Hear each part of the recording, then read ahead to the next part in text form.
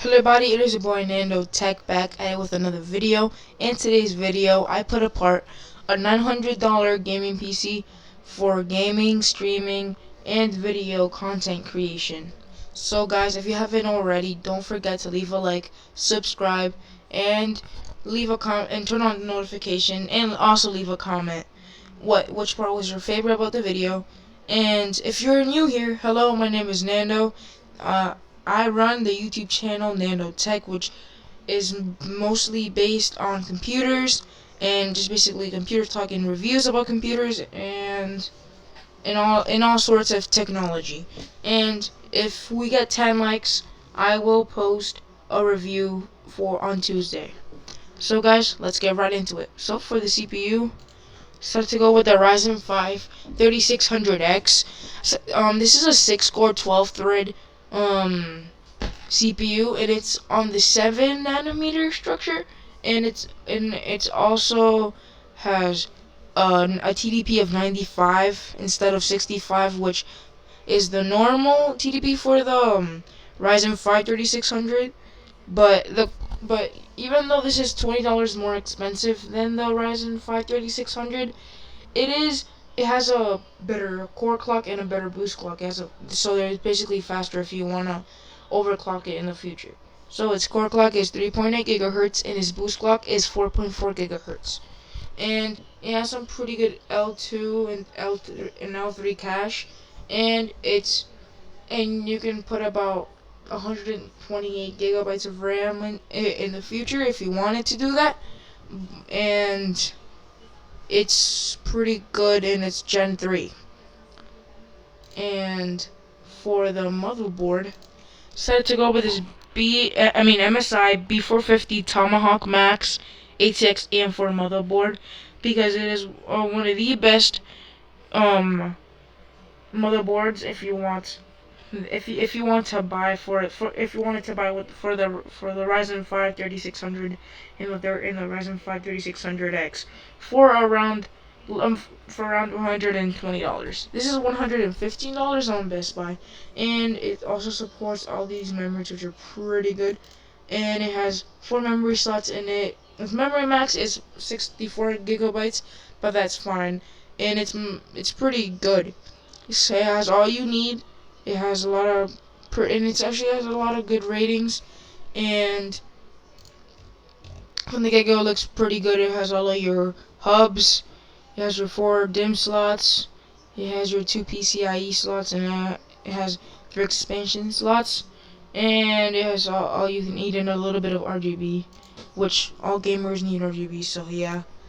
And next for the memory, so I had to go with G-Skill Ripjaws V16 2x8 DDR4 3600 megahertz because this is 16 gigs, and if you want to edit a lot of videos, you might want to go for 32 gigs of RAM, but this is going to leave you some more upgradability, and it's also really cheap and really fast for Ryzen memory, because Ryzen memory actually likes when you put fast memory, which means more you more performance for less than $100.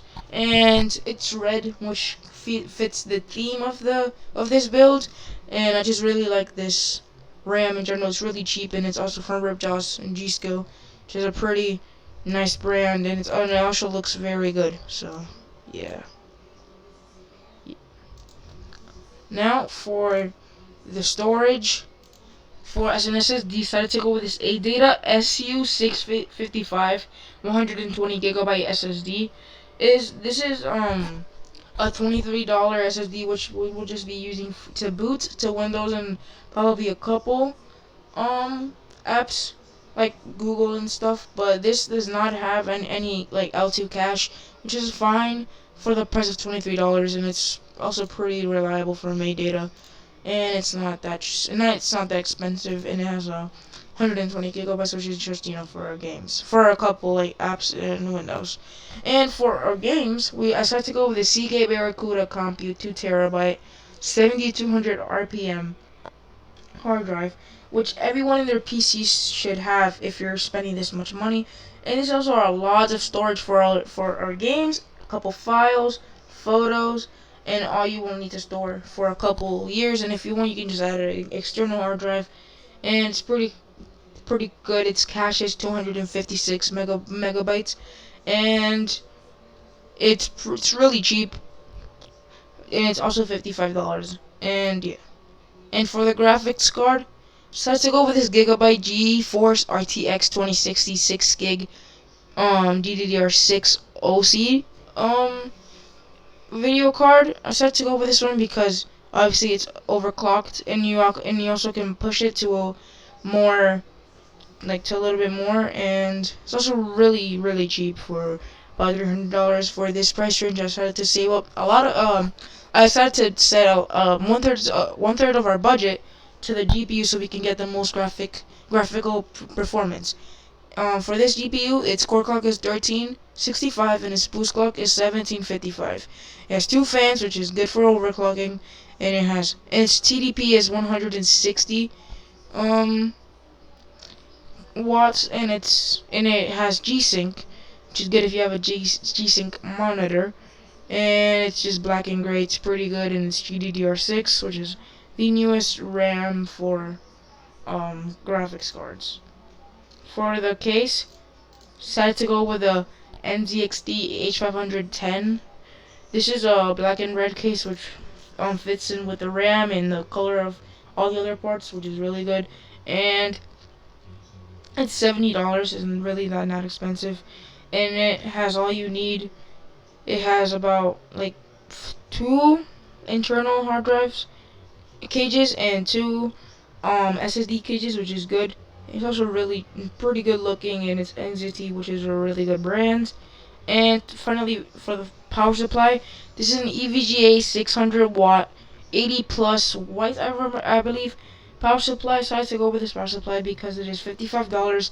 It has 600 watts, which means that we can upgrade to possibly another GPU if you want it in the future, and a couple new parts. And when we won't need to switch the power supply, it's also from EVGA.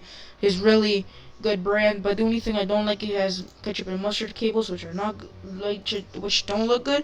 But if you really want it, you can add some cable extensions, and it would look even better.